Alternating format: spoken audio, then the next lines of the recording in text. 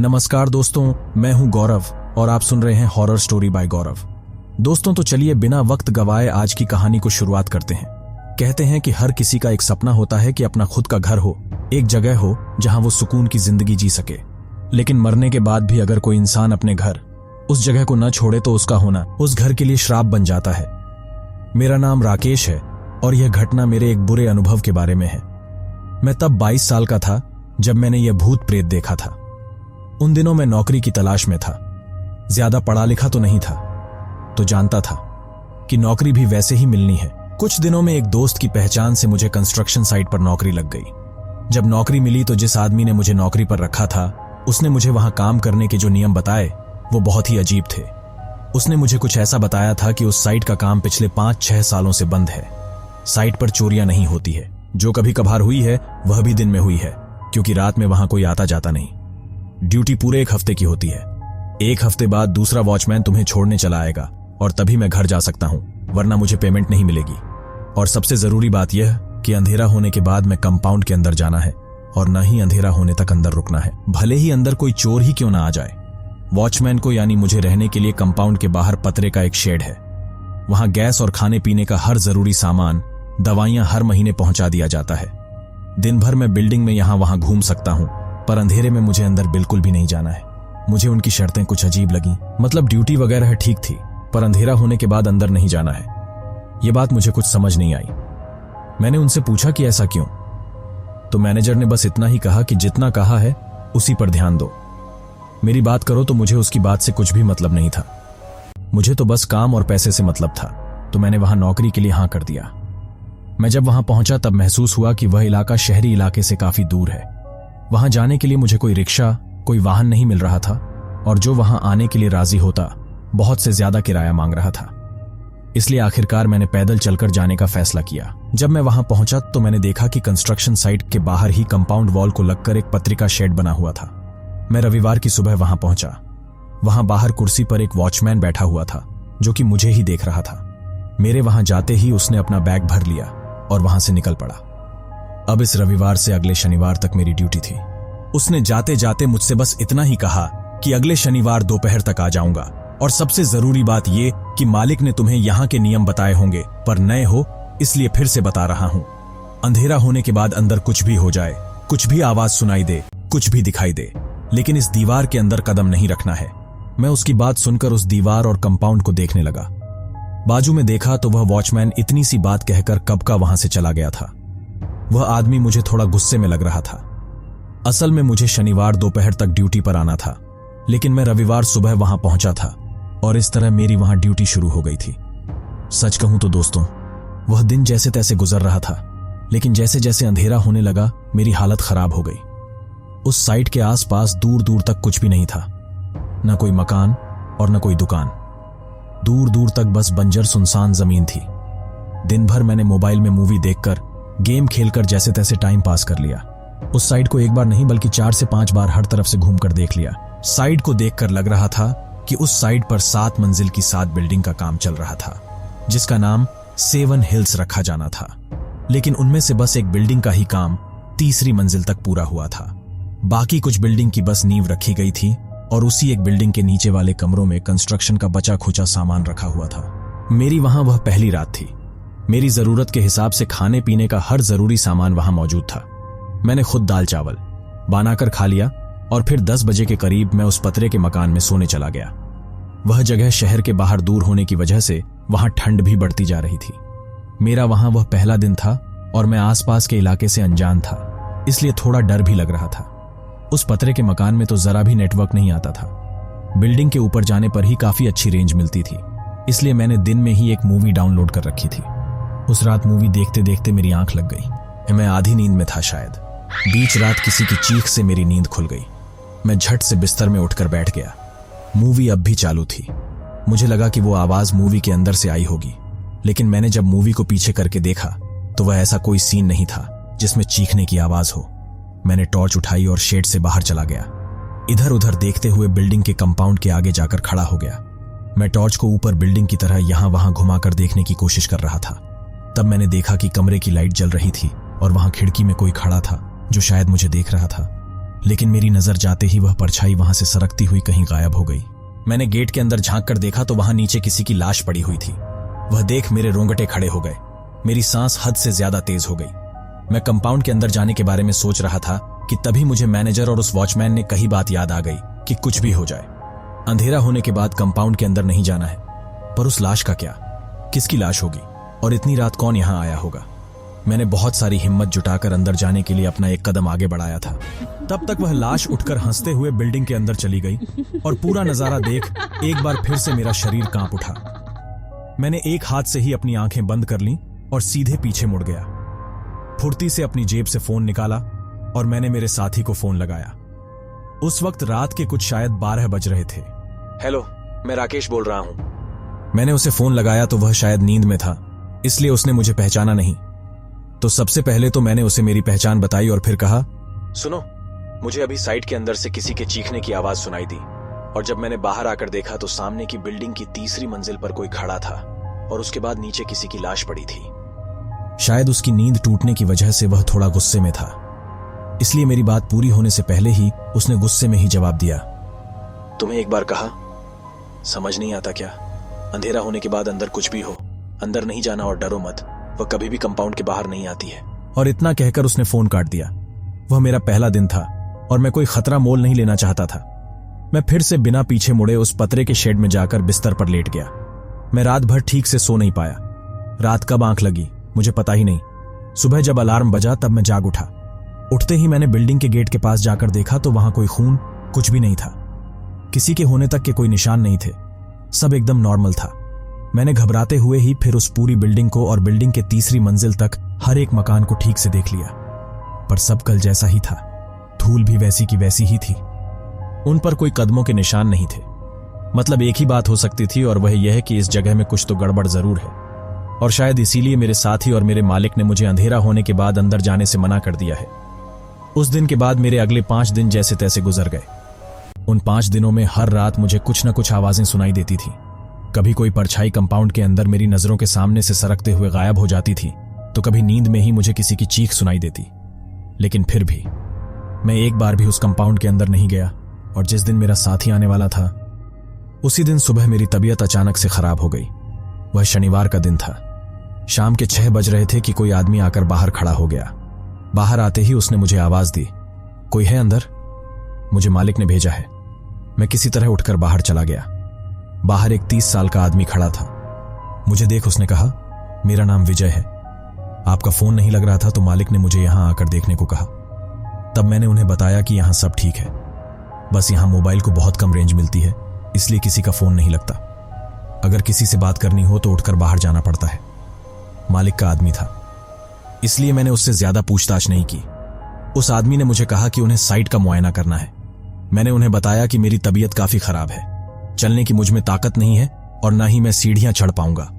उसने मुझसे कमरों की चाबियां मांगी। मैंने बिना कुछ सवाल किए उन्हें चाबियां थमा दी। कुछ आधे घंटे बाद वह बिल्डिंग का मुआयना कर वापस आ गया। उसके बाद उन्होंने कमरे में खाने पीने का सारा सामान और दवाइयां भी चेक कर ली। सब कुछ देखने के बाद वह मुझे चाबियां देकर वहां से वापस चला गया। मेरी हालत बहुत ही खराब थी और केशव भी अब तक काम पर नहीं आया था। अंधेरा होने में बस कुछ ही वक्त था और जाहिर सी बात थी कि केशव अब आने की गुंजाइश कम थी। तबीयत खराब होने की वजह से मैंने 2-3 दिन से ठीक से खाना तक नहीं खाया था। उस रात मुझे बहुत ही कमजोरी महसूस हो रही थी तो मैंने थोड़ा सा दाल चावल पका लिया। खाना और दवाइयां खाकर मैं सोने की कोशिश करने लगा। दवाइयों की वजह से मुझे बहुत ज्यादा नींद आ रही थी। मेरी आंखें भी झपकने लगी थी। उसी हालत में मैं नींद के आगोश में चला गया। वक्त का पता नहीं, लेकिन किसी गाड़ी की आवाज सुनकर मेरी नींद टूट गई। जैसे कोई गाड़ी स्टार्ट कर फुल रेस देकर तेजी से बाहर से गाड़ी को भगा रहा हो। मैं किसी तरह कंबल ओढ़कर बाहर चला गया। आंखों पर नींद इतनी ज्यादा थी कि मुझसे उठा भी नहीं जा रहा था और जैसे ही मैं बाहर गया कि तभी कोई आदमी तेजी से कंपाउंड के अंदर से दौड़ता हुआ मेरी तरफ आया। वह आकर सीधे मेरे सामने गिर पड़ा और कांपती हुई आवाज में ही घबराते हुए उसने मुझसे कहा कि मैंने उसे देखा। वह अंदर है। उसकी आंखें, उसके चेहरे कुछ भी इंसानी जैसा नहीं है क्योंकि वह कोई प्रेत है। मैंने उसे बहुत नजदीक से देखा। वह बिल्कुल मेरे सामने खड़ी थी। वह मुझे मार डालेगी। मुझे बचा लो मुझे। वह आदमी सर से लेकर पांव तक बहुत बुरी तरह से कांप रहा था। मैंने उसे शांत करते हुए कहा, शांत हो जाओ, वह यहां नहीं आ सकती। चलो मेरे साथ अंदर चलो। और मैं अपने कंबल से उसे लपेटे हुए अंदर कमरे में लेकर चला गया। उसे कुर्सी पर बिठाकर पानी पिलाया और फिर उससे पूछा, कौन हो तुम? तो उस आदमी ने मुझे पहले अपना नाम रवि बताया और फिर कहा कि मुझे विजय ने भेजा है। मतलब वह दोनों बीच रात यहां आए थे। उसकी आवाज तब भी कांप रही थी। उसका जवाब सुनने के बावजूद मैंने उसे शांत करते हुए पूछा, पहले तो तुम शांत हो जाओ और मुझे ठीक से बताओ कि अंदर क्या हुआ था और तुम अंदर क्यों चले गए थे। तब उसने अपना सर झुकाते हुए कहा, मुझे माफ कर दो, विजय ने मुझे यहां से कुछ सामान चुराने के लिए कहा था। उसने मुझे कहा कि यहां के नीचे वाले कमरों में बहुत कीमती सामान रखा हुआ है और विजय ने ही आज आपकी गोलियों में नींद की गोली रख दी थी। मुझे उसने कहा कि आप जब गहरी नींद में होंगे तब हम रात में जितना बन सकेगा उतना सामान चुरा कर निकल जाएंगे। विजय ने बिल्डिंग के पीछे की तरफ गाड़ी खड़ी कर दी और मुझे अंदर जाकर देखने को कहा। पर जब मैं अंदर गया तो कोई चीज तेजी से मेरे करीब से होकर गुजरी। मैं उसे देख पाता तब तक वह मेरी नजरों से ओझल हो चुकी थी। जब मैंने उसे देखने के लिए अपनी नजर ऊपर घुमाई तो मुझे वहां ऊपर सीढ़ियों पर कोई खड़ा नजर आया। वह कोई औरत थी। शायद मुझे पता नहीं था कि वह कौन है, इसलिए मैंने उसे आवाज दी कि कौन हो तुम और इतनी रात को यहां क्या कर रही हो। लेकिन उसने कोई जवाब नहीं दिया। मैं उसके पीछे पीछे ऊपर चला गया क्योंकि विजय ने तो कहा था कि वहां तो कोई नहीं रहता है। पहली मंजिल पर गया तो वहां कोई नहीं था। तब मुझे ऊपर से औरत के रोने की आवाज सुनाई दी। मैं फिर ऊपर तीसरी मंजिल पर चला गया। इस वक्त मुझे वह आवाज एकदम साफ साफ सुनाई दे रही थी। तो मैंने वहीं पड़ा एक लोहे का सरिया उठाया और चुपके से अंदर देखा। लेकिन मैं जब वहां से मुड़ने वाला था तभी मैंने देखा कि कोई औरत बालकनी में खड़ी थी। तो मैंने उसे फिर से आवाज दी, कौन हो तुम और इस वक्त यहां क्या कर रही हो। तब भी उसने मेरी बात का कोई जवाब नहीं दिया। इसलिए मैंने फिर से उससे कहा, आपको इस वक्त यहां नहीं होना चाहिए। उसने तब भी मेरी बात का कोई जवाब नहीं दिया। मुझे लगा कि क्या पागल औरत है, मेरी बात का जवाब क्यों नहीं दे रही है। लेकिन तब वह मुझे एक तक देख रही थी और अपनी नजरें मुझ पर गड़ाए हुए वह उल्टे कदमों से एक एक कदम पीछे हट रही थी। वह औरत बिना किसी हाव भाव के पीछे पीछे हटती जा रही थी। मैं समझ नहीं पा रहा था कि वह ऐसा क्यों कर रही है। न जाने वह औरत मुझसे क्या चाहती थी। मैं बस खड़ा खड़ा उसे देख रहा था। मैंने सोचा कि कुछ अजीब औरत है। आखिरकार मैंने उसे चिल्लाते हुए कहा कि तुम पागल तो नहीं हो गई हो, मरना चाहती हो क्या। और फिर पलक झपकते ही वह वहां से नीचे कूद गई। उसकी चीख सुनकर मेरे रोंगटे खड़े हो गए। मैं दौड़कर ही बालकनी में चला गया और वहां से झुककर नीचे देखा, पर वहां नीचे कोई नहीं था। मुझे अजीब सा लगा। मेरे दिमाग में एक ख्याल आते ही मेरा बदन कांप उठा, कहीं कोई छलावा तो नहीं था। और तभी मुझे पीछे से किसी के हंसने की आवाज आने लगी। मैंने धीरे से पीछे मुड़कर देखा तो वही औरत वह वहीं थी। वह बिल्कुल मेरे पीछे खड़ी थी। बस एक हाथ की दूरी पर उसका चेहरा देख मेरे हाथ पैर जम गए। उसकी आंखें देख एक तेज सनसनाहट सी मेरे अंदर दौड़ गई। भगवान, उस औरत की आंखों की पुतलियां ही गायब थी। मैं पसीने से लबालब हो चुका था, लेकिन पसीना पोंछने तक की मुझ में ताकत नहीं थी। सच कहूं तो मुझे पता नहीं कि मैं यहां तक कैसे आया, क्योंकि उस वक्त न तो मेरा दिमाग काम कर रहा था और न ही मेरा शरीर। मैं नीचे आया तो देखा कि विजय गाड़ी लेकर भाग चुका था, इसलिए फिर मैं दौड़ते हुए आपकी तरफ आया। मुझे रवि की बात ठीक से समझ आ गई थी। जिस प्रेत को मैंने दूर से देखा था उसे रवि ने बहुत नजदीक से देखा था। पर अच्छी बात यह थी कि कुछ भी हो, पर रवि की जान बच गई थी। उसका बदन अब भी कांप रहा था और उसे बहुत तेज बुखार था। इसलिए मैंने उसे दवाइयां देते हुए कहा कि मैं मालिक से इस बारे में कुछ बात नहीं करूंगा। फिलहाल तुम आराम करो और अब कुछ भी आवाज सुनाई दे तो यहां से बाहर मत निकलना। वह कभी भी कंपाउंड के बाहर नहीं आती है। हम दोनों सोने की तैयारी कर रहे थे कि अचानक से अंदर और बाहर का बल्ब झपकने लगा। अब यह लाइट को क्या हो गया? मैंने अंधेरे में आवाज देकर कहा, मैं बटन को बंद चालू करता हूं। तब तक सब तरफ गहरा अंधेरा हो गया था। टॉर्च कहां रखी थी वह भी मुझे ठीक से याद नहीं आ रहा था। तो मैंने रवि को टॉर्च ढूंढने में मदद करने को कहा और मैं भी उस अंधेरे में यहां वहां टॉर्च ढूंढने लगा। तब अचानक हमें रोने की आवाज सुनाई देने लगी। उस आवाज को सुन मैं एकदम से सीधा खड़ा हो गया। वह आवाज कहीं बाहर से नहीं, कमरे के अंदर से ही आ रही थी। रवि घबराते हुए बोला, भैया भैया ये क्या है? ये किसके रोने की आवाज है कि? मैंने उसे शांत रहने को कहा। वह फिर से लड़खड़ाते हुए आवाज में बोला, भैया भैया ये आवाज तो इसी कमरे से आ रही है। अब वह रोने की आवाज सुन मेरा शरीर एकदम से सुन्न पड़ चुका था। मैं रवि से कुछ कहता हूं, तभी मुझे किसी के गुस्से से भरी सांसों की आवाज आने लगी और ठीक उसके बाद मुझे रवि की चीख सुनाई पड़ी। मैं अपनी जगह पर खड़ा हो गया। वह प्रेतात्मा रवि को खींचते हुए बाहर ले जा रही थी और उस वक्त मुझे रवि की दबी हुई चीखें सुनाई दे रही थी। वह क्या था? वह अंधेरे में मुझे ठीक से दिखाई नहीं दे रहा था, पर मुझे उस अंधेरे में काली धुंधली हिलती हुई 2 परछाइयां दिखाई दे रही थी। जब मैंने उन परछाइयों को बाहर जाते देखा तो मैं घबराहट में यहां वहां हाथ मारते हुए टॉर्च को ढूंढने लगा। टॉर्च मिलते ही सबसे पहले मैंने कमरे में देखा, वहां कोई नहीं था। रवि भी नहीं था। तो मैं बाहर चला गया तो वहां मैंने देखा कि वह औरत रवि को घसीटते हुए कंपाउंड के अंदर लेकर जा रही थी। मैं इतना तो समझ चुका था कि मैं अब उसे बचा नहीं सकता, क्योंकि वहां का वह नियम था कि अंधेरा होने के बाद कुछ भी हो, कुछ भी दिखाई दे, कुछ भी आवाजें सुनाई दे, लेकिन कंपाउंड के अंदर नहीं जाना है। बस एक बात थी जो उसने गलत साबित कर दी थी, वह यह कि वह कंपाउंड के बाहर नहीं आ सकती।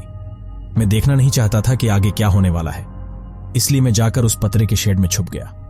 शायद एक बात पर मुझे यकीन था कि वह मुझे कुछ भी नहीं करेगी, क्योंकि मैंने उसकी मौजूदगी के वक्त उसकी जमीन पर कदम नहीं रखा था। उसे मुझे मारना होता तो वह मुझे कब की मार चुकी होती, लेकिन फिर भी मेरी वह पूरी रात खौफ में गुजरी।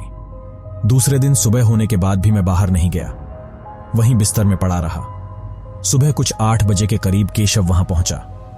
केशव के आते ही मैंने उसे कल रात वाले हादसे के बारे में बताया और उस वक्त हम दोनों रवि को ढूंढते हुए कंपाउंड के अंदर चले गए। हमने देखा कि बिल्डिंग के सामने रवि की लाश पड़ी हुई है। उसके सर से बहुत सारा खून बह चुका था और उस खून के सूखकर काले धब्बे बन चुके थे। मैंने वहीं खड़े होकर एक नजर ऊपर तीसरी मंजिल की तरफ देखा और फिर विजय की लाश को देखा। पता नहीं उस वक्त मैं क्या देखना चाहता था, पर मेरी तरह आप भी समझ गए होंगे कि कल रात वहां क्या हुआ होगा। केशव ने मेरे कंधे पर हाथ रखते हुए मुझे बाहर जाने का इशारा किया और फिर उसने मालिक को फोन लगाया। उन्हें रात वाली घटना और उस हादसे के बारे में बताया। कुछ 1 घंटे बाद पुलिस वहां गई। लाश का पंचनामा कर वह लाश को लेकर चले गए। अनूप को भी उसी दिन गिरफ्तार कर लिया गया। कुछ दिनों तक मेरा भी पुलिस स्टेशन आना जाना लगा रहा, पर मालिक ने उस मामले को अच्छे से संभाल लिया। उस दिन केशव ने मुझे उस बिल्डिंग के पीछे की कहानी बताई। एक लंबी सांस लेते हुए उसने मुझसे कहा, यहां यह प्रेत कई सालों से है। मालिक इस बात को जानता है और मैं भी, इसलिए तो तुम्हें रात अंदर जाने से मना किया था। वह कौन है मुझे पता नहीं, न ही मालिक ने मुझे उसके बारे में ठीक से बताया है, पर तुमसे पहले यहां जो वॉचमैन था उसने मुझे कुछ बातें बताई थी। कुछ साल पहले यहां एक छोटी सी बस्ती हुआ करती थी। कंपनी की तरफ से यहां रहने वाले लोगों को यह जगह खाली करने को कहा गया था। उन्हें जगह खाली करने की नोटिस भी दी गई थी, पर उन सब में एक औरत थी। वह घर खाली करने को तैयार ही नहीं थी। आखिरकार मालिक को जबरदस्ती इस जगह को खाली करवाना पड़ा। धीरे धीरे बिल्डिंग का काम शुरू हो गया, लेकिन उसके बाद भी वह औरत हर रोज यहां आकर हंगामा खड़ा कर देती थी। ऐसे ही एक दिन वह हमेशा की तरह यहां पहुंची। उस दिन मालिक भी साइट पर थे। उस सामने वाली बिल्डिंग की तीसरी मंजिल का काम चल रहा था और मालिक उसी मंजिल पर थे। उसी वक्त वह औरत मालिक से झगड़ा करने लगी। उसने मालिक को किसी चीज से मारने की कोशिश की, पर अपनी जान बचाने के चक्कर में मालिक ने उसे धक्का दे दिया और वह औरत तीसरी मंजिल से फिसलकर सीधे नीचे गिर पड़ी। उसकी जगह पर ही मौत हो गई। इसमें मालिक की भी कोई गलती नहीं थी, वह तो बस खुद की जान बचा रहे थे। लेकिन कुछ ही दिनों में वह औरत अंधेरा होने के बाद यहां काम करने वाले लोगों को नजर आने लगी और फिर एक के बाद एक यहां के मजदूरों की अचानक से मौत होना शुरू हो गया। आखिरकार मालिक ने यहां का काम रुकवा दिया। यह बात लोगों में फैलने में ज्यादा वक्त नहीं लगा और तब से यहां का काम ऐसे ही अधूरा पड़ा हुआ है। बिल्डर ने उस प्रेतात्मा को भगाने की बहुत कोशिश की, पर अभी तक उन्हें कुछ भी हासिल नहीं हुआ। बस एक बात धीरे धीरे समझ में आ गई कि वह कंपाउंड वॉल से बाहर नहीं आती है। शायद वह कंपाउंड के अंदर ही कैद हो गई थी। वह नजर आती है, उसकी चीखें सुनाई देती हैं, पर वह बाहर नहीं आती। पर तुम्हारे कहने के मुताबिक आज उसने वह भी कर दिखाया है। केशव की वह सारी बातें सुनते हुए मैं बस शांत खड़ा था। मुझमें जो डर था वह भी अब खत्म हो चुका था। मैं उसी दिन सुबह उस जगह की डरावनी और खौफनाक यादों के साथ उस जगह को छोड़कर चला गया, कभी भी वापस न आने के लिए।